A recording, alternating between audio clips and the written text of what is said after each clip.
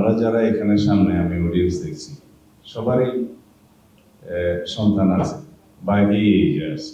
আমরা আমাদের সন্তানকে নিয়ে কিভাবে ভাববো সেইটা সামনে রেখে আমি কথা বলছি। আমরা secondary and higher secondary level অবশ্যই মাতৃভাষায় পড়াবো। আমরা অবশ্যই দুটো ভাষা মিনিমাম বিদেশি ল্যাঙ্গুয়েজ আমরা শেখাবো।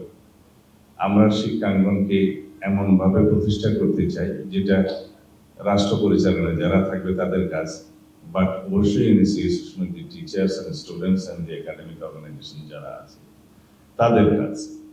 তো সেই শিক্ষার পরিবেশ যদি ঠিক থাকে, যদি রাষ্ট্র থেকে সেরকম ব্যবস্থা করা হয়, সেই সহযোগিতাটা যদি শিক্ষাঙ্গন থেকে পাওয়া যায়, শিক্ষকদের কাছ থেকে পাওয়া যায়, স্টুডেন্ট অর্গানাইজেশনগুলোতে পাওয়া যায়, অবশ্যই সেরকম একটা অ্যাটমসফিয়ারে, সেরকম একটা এনভায়রনমেন্টে শিক্ষা এবং রিসার্চ দুটোই এগিয়ে যাবে।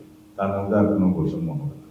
এখন যে অপকালচারের শিকার আমরা হয়েছিলাম, শিক্ষক রিক্রুটমেন্ট থেকে শুরু করে স্টুডেন্ট রিক্রুটমেন্ট এবং চাকরি প্রদান করা, তিনটা স্তরে যেভাবে পলিউশন হয়েছে, যেভাবে পলিটিক্যালাইজ করা হয়েছে, যেভাবে বাংলাদেশের মেধাকে অবমূল্যায়ন করা হয়েছে, সেটার পরিণতি হচ্ছে আজকের এই সেমিনার।